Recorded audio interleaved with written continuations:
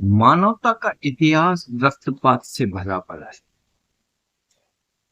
इतिहास का एक एक पन्ना इंसान के खून से भरा।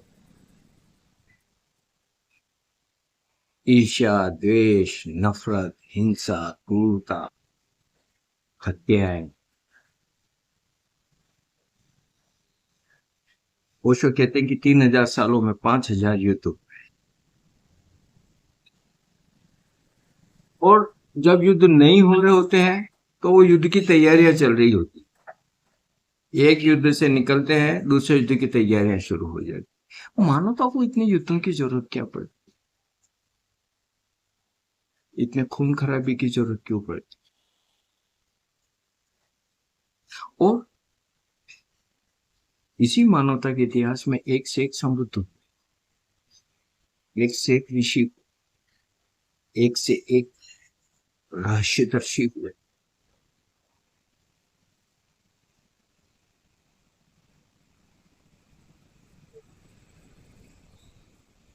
और उनने अमृत का संदेश दिया, प्रेम का संदेश दिया, मोक्ष का संदेश दिया। सुना इंसान कुछ अंश में सुन ले बस, बहुतायत में। अब बात मैं आज करूंगा ओशो की, कि ये हमने सामने देखी हुई घटना। हमने ओशो के शांति को देखा, आनंद को देखा, स्थिति प्रज्ञ अवस्था को देखा, साक्षी को देखा, समाधि को देखा। एक एक पल, इसमें कोई तार्किक और बौद्धिकता की जरूरत नहीं है, जरूरत है भी नहीं। और फिर जब वो ओशो बोल रहे तो उनकी वाणी में वो सारा जो उनका अनुभव है, एक एक शब्द में वो अनुभव हम तक पहुंचा है। रोज रोज रोज, रात दिन, ठंड गर्मी बरसात, बीमारी, इतना ही कुछ, लेकिन सशक्त वो बोल। कितनी ही ध्यान विधियां बने, थेरेपीज बने, और हमें प्रेरणा दी कि इसके द्वारा तुम शांति को उपलब्ध हो सकते। क्योंकि ये जो युद्ध होते हैं, ये जो हिंसाएं होती है, ये जो काटपीट होती, ये होती है मनुष्य के नकारात्मकता से। भीतर हिंसा भरी है, क्रूरता भरी है, नफरत भरी है। और सामूहिक रूप से जब ये इकट्ठे हो जाती है तो हिटलर जैसे व्यक्ति को पैदा कर।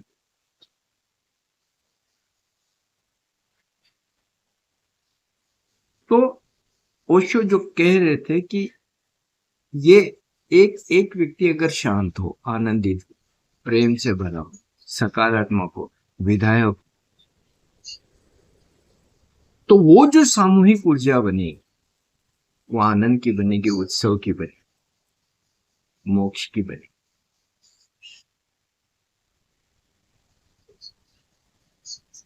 तब युद्ध असंभव होगा। हम युद्धों के या झगड़े फसाद के या इनके कोई भी कारण ढूंढते हैं, इस कारण या उस कारण।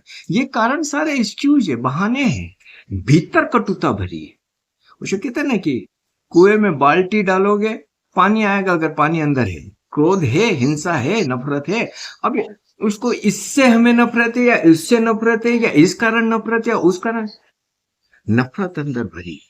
और वो नफरत, वो घुटन, वो क्रोध ध्यान से, ओशो के संदेश से पिता हो सकता।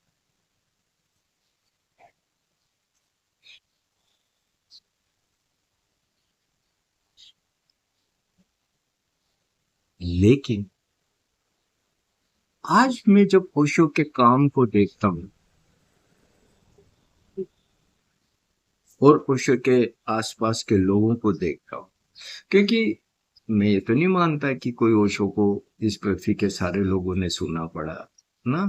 और वो लोग कुछ करोड़ ने सुन लिया हो तो बहुत बड़ी बात है, और कुछ लाख ने गुन लिया हो तो बड़ी बात है, कुछ हजार चल लिए हो तो बड़ी बात है, कुछ सैकड़ा उपलब्ध हो गए तो बड़ी बात है। अपेक्षा तो उनसे रहती है जो सालों साल ओशो के पास रहे, उनको सुनते रहे। वो भी जब ईर्ष्या से, द्वेष से, नफरत से, हिंसा से, स्वार्थ से भरे हो, तो किससे अपेक्षा करोगे आप? उस संदेश की क्या आप उपयोगिता देख पाए? मैं जानता हूं कई लोगों को जो ओशो के पास सालों साल रहे, आज भी हैं, पदों पे भी बैठे हैं। क्या अपेक्षा करोगे ऐसे लोगों से? उनमें वही हिंसा है, वही क्रूरता है, वही नफरत है, वही द्वेष है। मैंने एक भी पद पे बैठा ऐसा व्यक्ति नहीं देखा। मैं पद पे बैठे लोगों की बात कर रहा हूं, जिसने कभी प्रेम की बात की हो, भाईचारे की बात की हो, किसी के लिए कुछ स्नेहपूर्ण या किसी के सहयोग के लिए कुछ करने की बात की हो, कभी नहीं करते। नफरत के लिए सब तैयार, हिंसा के लिए सब तैयार, क्रूरता के लिए सब तैयार, एक पेड़ पे बैठे हुए। इसको निकाल दो, उसको निकाल दो, इसके लत्ती मार दो, उसके लत्ती मार दो, इसका ये। जिनसे ओशो को थोड़ी बहुत अपेक्षा हो सकती थी, वो भी तो कैसे निकले।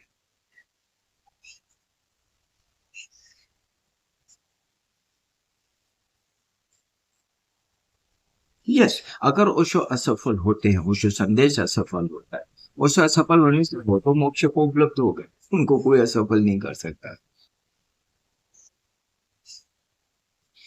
लेकिन अगर हम पीछे चलने वाले लोगों की इतनी जिम्मेदारी थी और इतने बेहद नाजुक समय में भी अगर हम अपनी जवाबदारी को ठीक से नहीं संभाल पाए, तो मूर्खता की हम चरम सीमा पर बैठे हैं। ऐसे खतरनाक समय में इस मानवता के, और जिसके बारे में ओशो लगातार हमें बोलते रहे, हमें कोई फर्क नहीं। आज भी वही द्वेष, वही नफरत, वही कटुता। इसका बंद कर दो, उसका ये बंद कर दो, इसका ये ब्लॉक कर दो, उसका वो ब्लॉक कर दो। इससे खतरनाक दौर में भी किसी की आंख नहीं खुल रही यार कि अब तो ओशो को उपलब्ध होने दे दुनिया को। फिर मैं बात करूंगा, बात तो मुझे बार बार करनी पड़ती है इन कमीने देवदत्त और लट मारते की, जैसे जबला मांडा था। सिर्फ अपने वासना के लिए, अपनी पुजवाने के लिए, अपने पैसों के लिए, अपने सेक्स के लिए तुम कैसा गंदा खेल खेल रहे हो यार। तुम हो कौन? तुम्हारी औकात क्या है यार ओशो के सामने? होने दो ना उपलब्ध ओशो को। तुम बीच में कब ओशो ने किसी मीडिएटर की बात करी, बिचौलिए की बात करी? ओशो तो हमेशा ना बिचौलियों के विरोध में रहे। जब ओशो के तो ऑडियो वीडियो उपलब्ध है, तो फिर बिचौलियों की जरूरत क्या है? ये देवदत्त सही नहीं कर ले, क्या कर लेगा ये? ओशो का मुकाबला तो नहीं कर सकता ना, कभी नहीं कर सकता।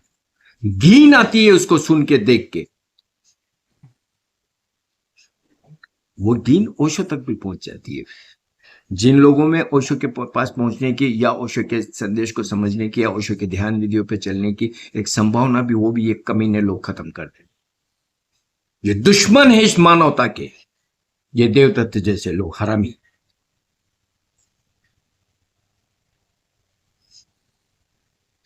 अब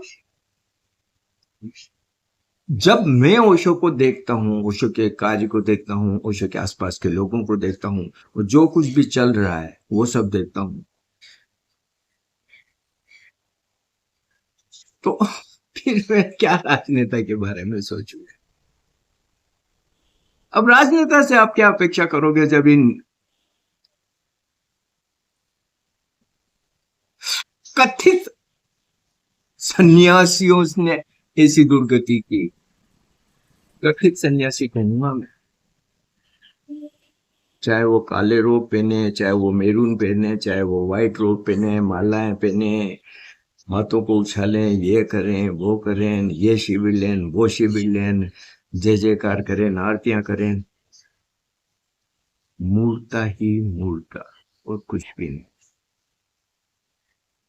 और जो ओशो बार बार कहते रहे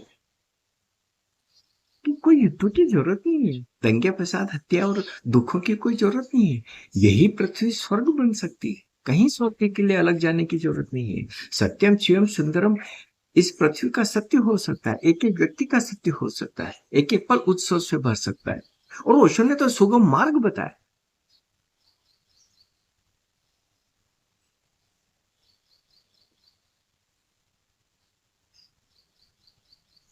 क्यों नहीं ये पृथ्वी स्वर्ग बने? क्यों युद्ध हो, क्यों लड़ाई झगड़े हो, क्यों मारपीट पीट हो, क्यों खींचतान हो, क्यों राजनीति हो, क्यों दिखावा हो, क्यों ढोंग धतुरे हो, क्यों शोषण हो? ये तो विचार का विषय है ना। और कहाँ एक संभावना लगती है कि नहीं यार, ओशो की मेहनत से कुछ तो फायदा हुआ। क्या फायदा हुआ यार? कहाँ मैं देखूं जहां मुझे वो फायदा दिखाई दे?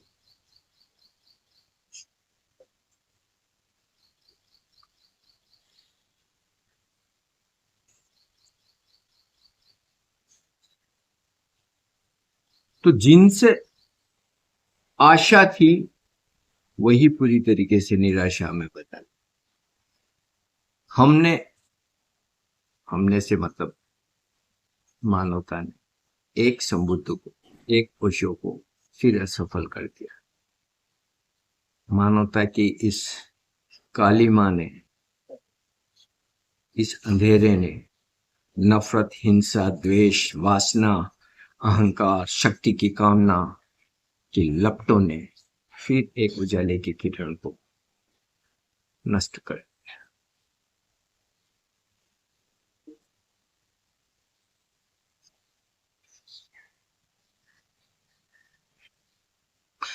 अगर कोई आशा थी तो वो ओशो और ओशो के लोग।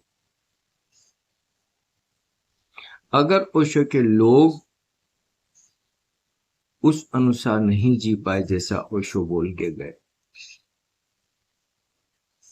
जैसा वो बोलते रहे, जिस प्रेम का वो संदेश देते रहे, जिस ध्यान को वो संदेश देते रहे, जिस सृजन का वो संदेश देते रहे, तो फिर किससे अपेक्षा करो? मैं कल से देख रहा हूं सोशल साइट्स पे गजब की उत्तेजना चल।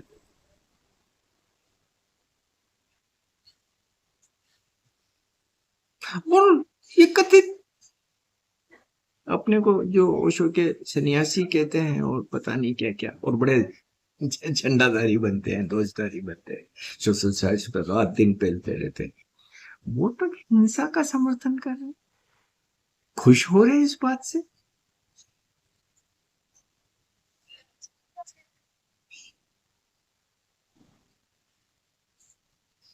किससे आशा करोगे अगर ऐसी स्थिति है और ये सच है? और है सच। क्या चौराते हैं यार? और ऐसा मैं कतई नहीं मानता कि इस वजह से और उस वजह से भीतर बहुत दंश पड़े। वो दंश पड़े रहेंगे तो किसी न किसी बहाने वो दंश बाहर आते रहेंगे। मैंने तो ओशो के लोगों में ही सब ये दंश ही दंश देखे, भरे पड़े हैं। अपने पे तो कोई काम किया नहीं। हाँ, इक्के दुक्के अपवाद हैं, बहुत प्यारे लोग, लेकिन दुर्भाग्य है कि वो लोगों के हाथ में कभी भी पावर नहीं रहे। उन लोगों के हाथ में पावर होती तो वो पूरे मिशन को एक नई दिशा दे सकते थे, प्रेम की, ध्यान की, सकारात्मकता की। लेकिन उनको तो हाशिए में डाल दिया, और हाशिए में नहीं डाला, इन क्रूर लोगों ने ऐसा लतिया है कि नजर ही नहीं आया। तो जब ऐसे प्यारे अनूठे लोगों को अगर तुम समय बाह्य कर दोगे और ये क्रूर वासना से भरे अहंकारी बीच में आ जाएंगे, तो ऐसा तो होगा होगा।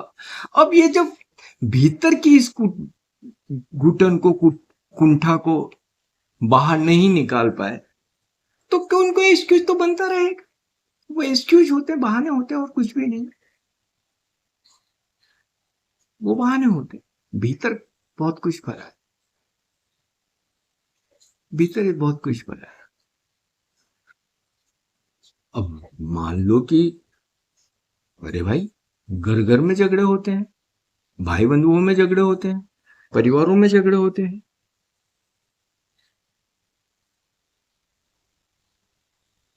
और जितने ही झगड़े होते होंगे, झगड़े तो कहीं नहीं होते।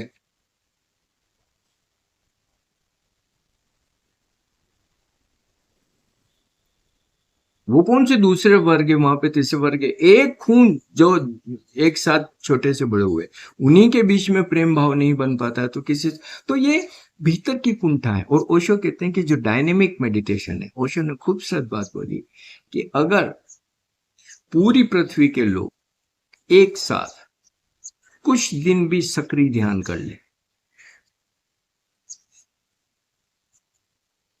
तो पृथ्वी से युद्ध विदा हो जाए, क्योंकि वो सारी घुटन रिलीज हो जाएगी, फिर आनंद ही आनंद। लेकिन कितनों ने सक्रिय ध्यान किया? ये जो बहुत सारे बोलते होते हैं ना इधर से उधर, ये देवधर होते हैं, देवदत्त और पता नहीं कौन कौन, और ये पदाधिकारी, मैंने किसी को कभी डायनेमिक करते नहीं देखा। हाँ, कभी कभार इनके मैं इधर उधर फोटो में देख लेता हूँ, देवदत्त की भी देखी, उनको ये पता ही नहीं डायनेमिक होता कैसे, करेंगे क्या। जिस तरीके से ओशो बता गए, उस त्वरा से और उस ईमानदारी से और उस टोटलिटी से मैंने करते नहीं देखा। टोटके करते देखे कई लोगों को, लेकिन जब उस प्रक्रिया से आप गुजरे ही नहीं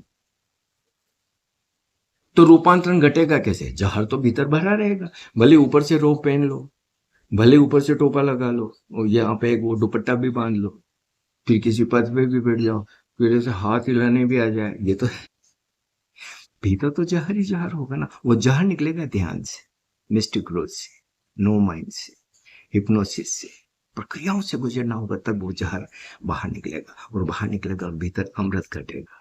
वो हुआ क्या? कितनों के हुआ? नहीं हुआ। तो फिर वो जहर किसी न किसी बहाने तो आता रहेगा बाहर। जब ओशो की सुनना ही नहीं है और ओशो को भी अपनी मूर्तों के लिए आधार बना लेना है, तो भैया देखते रहो जो हो रहा है, इससे अलावा की कोई अपेक्षा नहीं की जा सकती। ये तो होना तय। इसके लिए जवाबदार मैं निश्चित रूप से उन लोगों को मानता हूं जिनने ओशो की सुनी लेकिन गुना दी। इस मानवता पे आने वाले हर कष्ट का जवाबदार मैं इन लोगों को मानता, इस पीढ़ी को मानता हूं।